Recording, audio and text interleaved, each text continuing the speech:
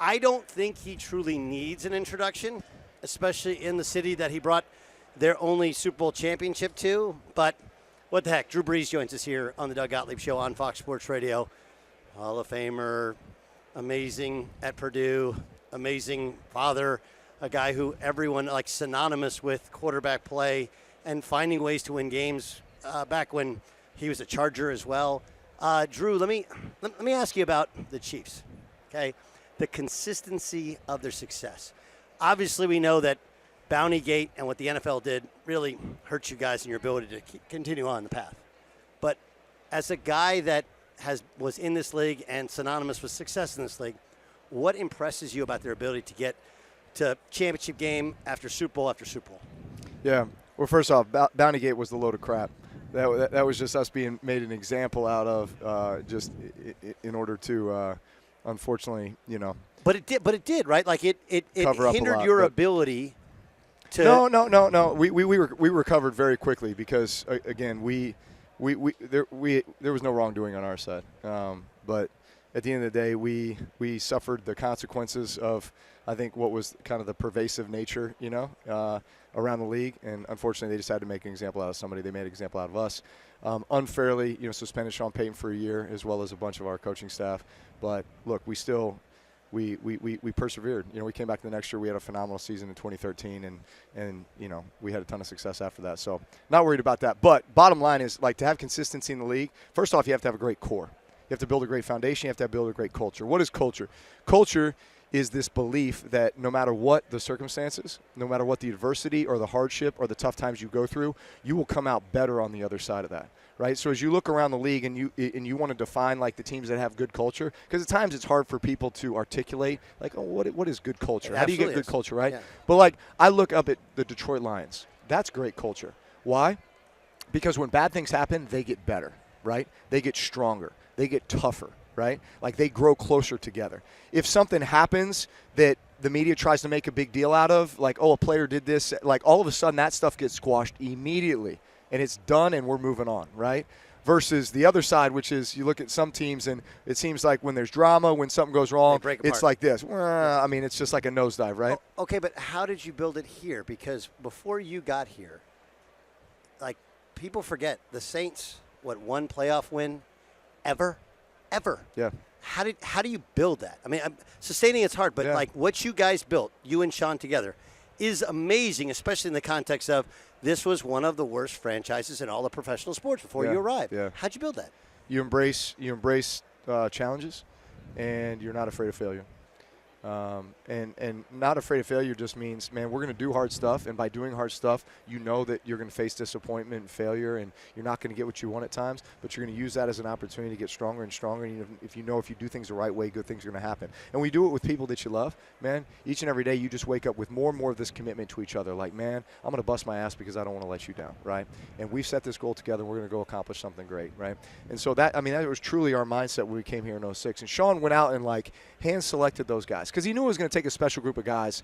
Like, New Orleans was not the most attractive place to come to in 2006, right? 6 months post-Katrina, city's devastated, like, facilities devastated. We're going to go and, like, camp out in Jackson, Mississippi for 5 weeks and do training camp there. And the most miserable training camp you've ever seen, like, been a part of in your life, right? I mean, it was like Junction Boys, like Bear Bryant back in the day, you know? Like sticker burrs on the on the grass field, I mean, like, just one of those moments where it's like, man, this sucks. And guess what? Like, we're going to get through it, and we're going to be stronger because of it, and this is going to allow us to get to where we want to get to. In all of the moments of Super Bowl success, you holding up at the time was Braylon 1?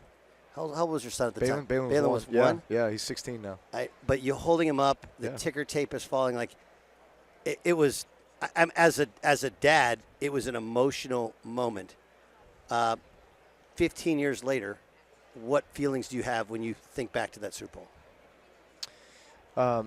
I mean, I have so many incredible, like, just feelings and emotions about that moment because it was, it was this period of time where, like, man, we got there in 2006, and we knew what a daunting task it was ahead of us, and we knew all that the city still had to overcome, and we knew what a big part of that we were as a team too, right? And just, like, creating this tight-knit fabric between team and fan base and Who Dat Nation. And Like, so to be up there on the trophy stand with the Lombardi Trophy with my son Balin, and you're just sitting there looking at your teammates like, man, you know, we did it. And look at the fan base and like the tears in everyone's eyes, and like the way that our fans supported us every step of the way, and just feeling like we were so in this together, you know. And but there's also the personal part for you, right?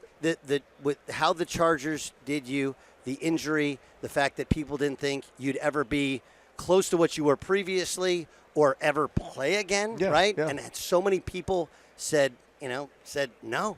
Yeah. And then to take that, and then you combine with the team. I would call it. Look, it was a fulfillment of a calling, because like truly coming to New Orleans was a calling. It was a calling from God. Like my wife and I looking at each other at a moment with Sean Payton in the car when he's driving us around town in 06, and we're just like staring at a tugboat in the middle of the road that literally was preventing us from passing, you know, and Sean was lost and he's getting frazzled, you know, and all of a sudden, like, I'm looking at in his mind, he's like, gosh, I don't want to show him this stuff because they won't want to come here. And in reality, it was my wife and I looking at each other saying, we belong here. Like, this is about the resurrection of one of America's greatest cities, and we get a chance to be a part of it. So it's so much more than just football.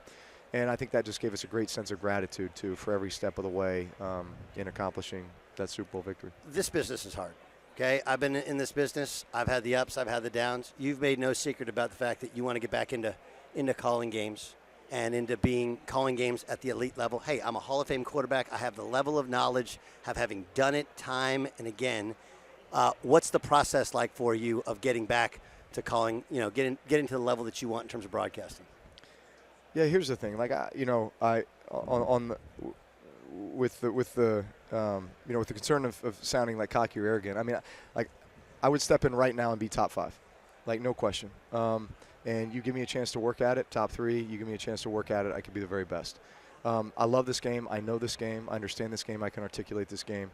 I feel like being able to broadcast games and give fans that perspective that is very rare to be able to give, right? But from a quarterback's perspective, having played the length of time that some of us have, and knowing the game the way we do, knowing the offensive schemes, the defensive schemes, the coaches on both sides, right, the lineage on both sides, like how did that offense or defense evolve to what it was? Like knowing that player, knowing their strengths and weaknesses, knowing situational football, right, which is really where the game is played, right, and where I think the fans are all on the edge of their seat wanting, like thirsting for whatever knowledge or experience or wisdom can go into, like creating like the best moment that you possibly can through the TV. Like that's, look, I love that. You know, I love that, and I feel like that's a great way to contribute back to this game. I think the hard part, and again, I've done it.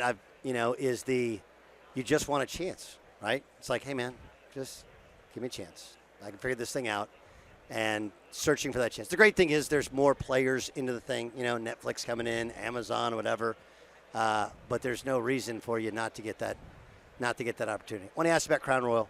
You're wearing this really cool jacket. Yeah, it's a pretty sweet jacket. Crown Royal jacket. Yeah, so Crown Royal is a huge supporter of our foundation, Brees Dream Foundation, and all the efforts that we're doing here in New Orleans. They've made a significant contribution to help us continue to build healthcare facilities around the state, engage in skills training, job skills training programs through the Build Strong Academy. Also, we're in a big public-private partnership with the City of New Orleans to build affordable housing. So all of these are huge initiatives as a foundation right now in the City of New Orleans. In addition to that, Crown Royal has been official whiskey of the NFL for the last 4 years. They've got the Crown Royal rig coming to town, which I don't know if you've seen this. It's literally an 18-wheeler with like 2 massive whiskey barrels on the back, right? Not that they don't actually have whiskey in them, but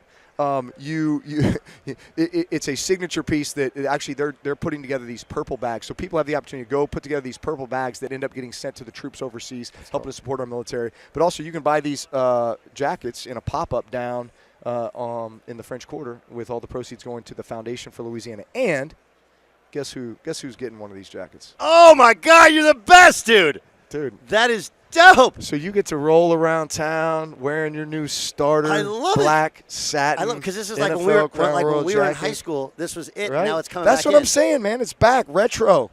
Did you guys rock these in Austin? Yeah, we did. Of course. Well, it was like Austin was like the weather is here, yes, right? I mean, it's hot, it's sticky. But yeah, wintertime, we'd rock these. Hey, man, it's great to catch up. I know you're coming up to Green Bay for the draft. I Yeah. can't wait to see you up there. Yeah, it's gonna be fun. In the meantime, take care of those boys. Yeah, you got it. And we'll see you. So obviously, but anytime you see the Superdome, it's synonymous with you guys. I mean, synonymous with it, and Yeah. just so much respect for what you do. Thank you. Appreciate it, bro. All right, have a good one.